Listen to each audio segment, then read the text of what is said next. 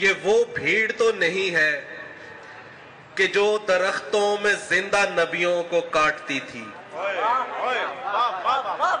کہیں یہ وہ بھیڑ تو نہیں ہے کہ جو درختوں میں زندہ نبیوں کو کاٹتی تھی، جو وقت تسلیب ابن مریم تماشبی تھی، جو آگ میں پھینکے جانے والے خلیل یزداں پہ ہنس رہی تھی، جو شہر طائف میں سنگ اٹھائے نبی کو زخموں سے بھر رہی تھی، جو سور کی غار تک نبی کو شہید کرنے چلی گئی تھی، جو کربلا میں حسین کے سر کو نیزوں پر رکھ کے گھومتی تھی، یہ بھیڑ ویسی ہی لگ رہی ہے. یہ بھیڑ دعوے تو کر رہی ہے ایک ایسے انسان کی پیروی کے جو اپنے دشمن پہ مہرباں تھا.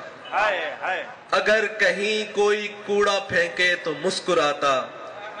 اگر خدا بھی کہے کہ طائف کے سنگ باروں کو بد دعا دو تو وہ انہیں بھی دعائیں دیتا. جو فتح پاتا تو شہر بھر کی سبھی خطائیں معاف کرتا، جو قتل کرنے کو ڈھونڈتے تھے انہیں بلا کر گلے لگاتا. یہ بھیڑ دعوے ہی کر رہی ہے، یہ بھیڑ لوگوں کو مارتی ہے، یہ بے گناہوں کو کاٹتی ہے، یہ مسخ کرتی ہے لاش تک کو. یہ کس پیغمبر کی پیروی ہے، یہ کس خدا نے کہا ہوا ہے؟ میں دیکھتا ہوں تو سوچتا ہوں یہ بھیڑ جس میں ہزاروں ریپسٹ، لاکھوں راشی، کروڑوں جھوٹے چھپے ہوئے ہیں، کہیں یہ وہ بھیڑ تو نہیں ہے کہ جو درختوں میں زندہ نبیوں کو کاٹتی تھی. بسم اللہ الرحمن الرحیم. السلام علیکم ورحمۃ اللہ وبرکاتہ. ناظرین، یہ نظم ابھی جو آپ نے سنی ہے اس کو چینل کے چند کرم فرماؤں نے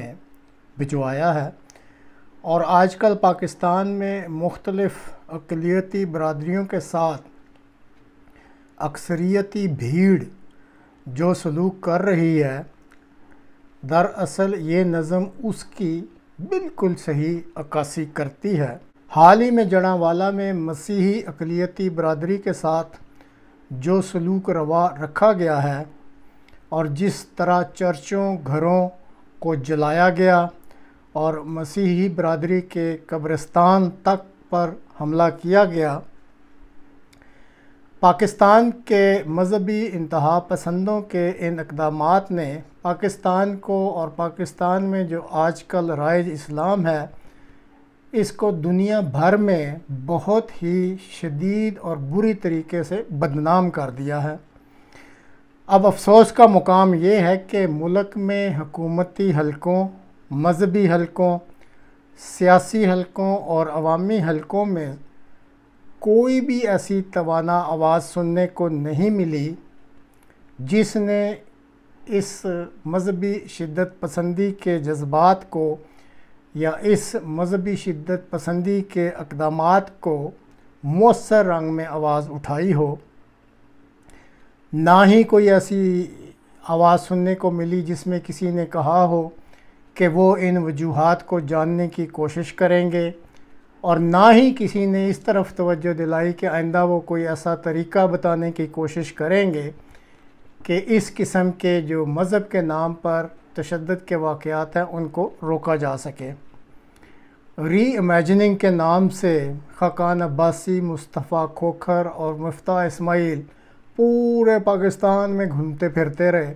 لیکن کیا مجال ہے کہ اس نقطے پر ان کی طرف سے بھی کوئی توانا قسم کی آواز یا کوئی خیال یا کوئی منصوبہ یا کوئی طریقہ کار سننے کو ملا ہو. اسی طرح جب ہم حقیقی آزادی کی علم بردار تحریک انصاف کی طرف دیکھتے ہیں تو کسی قسم کی کوئی توانا آواز ملک کے اس مسئلے کے بارے میں سننے کو نہیں ملتی. حالانکہ جو یہ مذہبی شدت پسندی ہے اور جس طریقے سے یہ اقدامات کیے گئے ہیں یہ سراسر غیر اسلامی ہیں، اور آن حضرت صلی اللہ علیہ وسلم کے اقلیتوں کے تحفظ کے بارے میں جو احکامات ہیں، یہ جتنے اقدامات ہیں بالکل ان کے برعکس ہیں. تو ناظرین، آج کے پروگرام میں آپ کے سامنے سال 623 عیسوی کے ایک عہد نامہ کا اردو ترجمہ پیش کرنا مقصود ہے۔ یہ کووننٹ جو ہے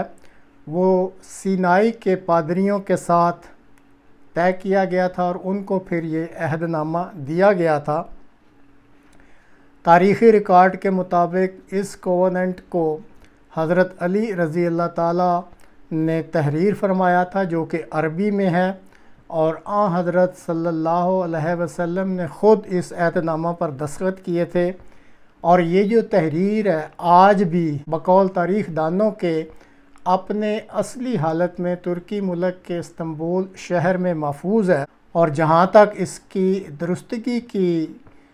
تصدیق ہے وہ کافی مسلمان اسکالرز اور عیسائی اسکالرز نے اس بات کی تصدیق کی ہے کہ یہ ڈاکومنٹ اپنی اصلی حالت میں موجود ہے۔ اس ڈاکومنٹ کا جو انگریزی ترجمہ ہے وہ لبنان کے ایک پڑھے لکھے دوست تھے، انٹون ایف حداد صاحب، جن کی یہ آپ تصویر دیکھ رہے ہیں، انہوں نے کیا تھا۔ یہ 1862 میں پیدا ہوئے تھے لبنان میں، اور پھر بعد میں 1924 میں وفات پا گئے تھے۔ تو اب آپ کے سامنے اس عہد نامہ کے جو انگریزی ترجمہ دستیاب ہے اس سے اردو ترجمہ جو کیا گیا وہ آپ کی خدمت میں پیش ہے۔ اس عہد نامہ میں لکھا ہے کہ جو ترجمہ کیا گیا ہے کہ یہ وہ خط ہے جو محمد صلی اللہ علیہ وسلم ابن عبداللہ، رسول، نبی اور وفادار کی طرف سے جاری کیا گیا ہے۔ یہ رسول جو تمام بنی نوع انسانوں کے لیے خدا کی طرف سے اس کی تمام مخلوقات کے لیے امانت کے طور پر بھیجا گیا ہے کہ بنی نوع انسانوں کو خدا کے خلاف کوئی عذر پیدا نہ ہو۔ اس کے بعد بے شک خدا قادر مطلق اور حکمت والا ہے۔ یہ خط اسلام قبول کرنے والوں کے لیے ہے۔ یہ غور سے سننے والی بات ہے کہ یہ خط یا یہ عہد نامہ جو ہے اسلام قبول کرنے والوں کے لیے ہے، اور یہ خط ایک عہد کے طور پر حضرت عیسیٰ علیہ السلام کے پیروکاروں کو دیا گیا ہے، جو مشرق و مغرب، دور و نزدیک، عرب ممالک اور غیر عرب ممالک اور اسی طرح معلوم اور نامعلوم علاقوں میں بستے ہیں۔ اس خط میں تمام مخاطب کیے جانے والوں کو قسم دی گئی ہے کہ جو بھی اس خط میں موجود مندرجات اور احکامات کی نافرمانی کرے گا وہ کافر اور نافرمان کہلائے گا۔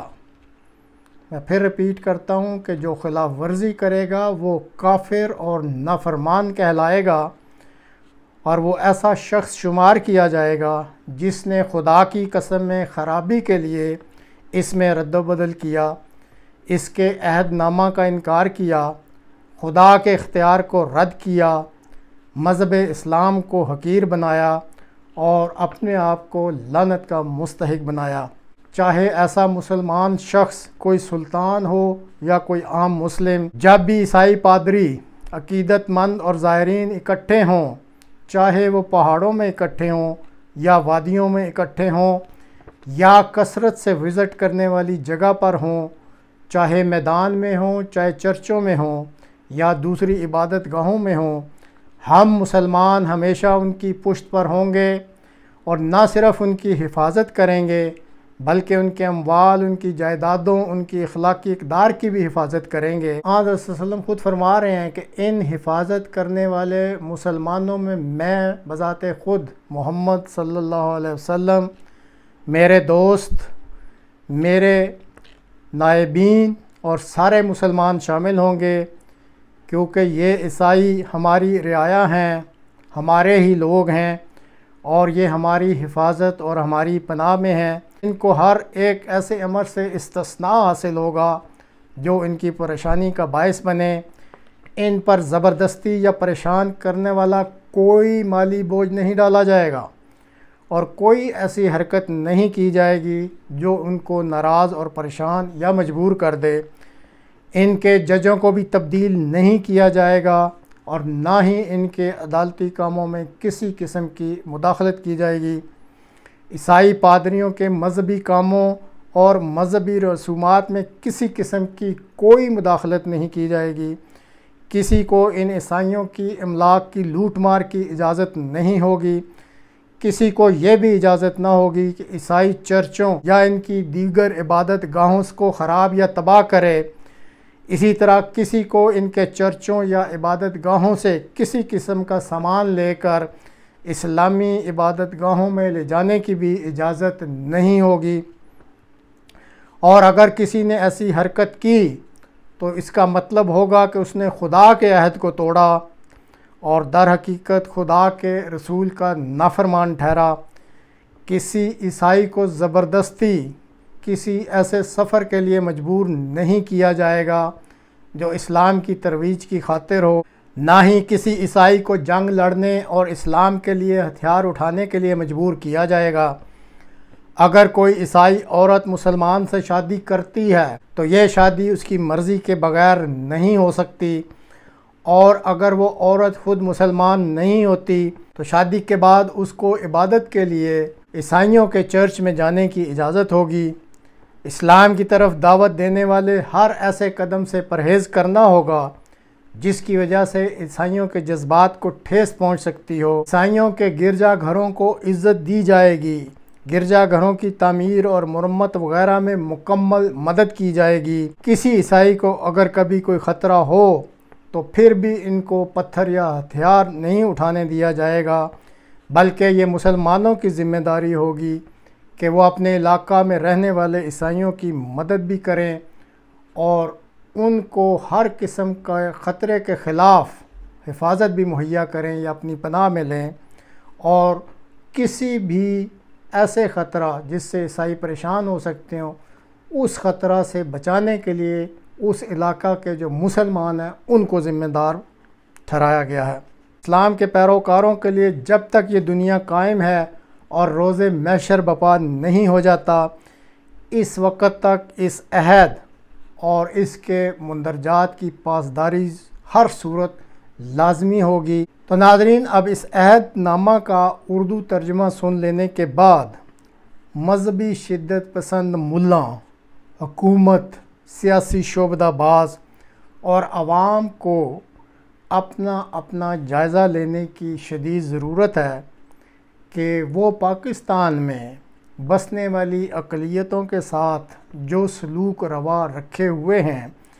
کیا وہ بانی اسلام حضرت صلی اللہ علیہ وسلم کے اس عہد کو جو کہ اس دنیا کے اختتام اور روز محشر تک کے لیے بنایا گیا ہے، اس پر کس حد تک عمل کر رہے ہیں، اور کیا پاکستان کے مسلمان خدا اور اس کے رسول صلی اللہ علیہ وسلم کے اس عہد نامہ کی خلاف ورزی کر کے کیا پھر بھی وہ اپنے آپ کو مسلمان کہلانے کے مستحق سمجھتے ہیں؟ یہ سب کے لیے سوچنے اور غور کرنے کا مقام ہے۔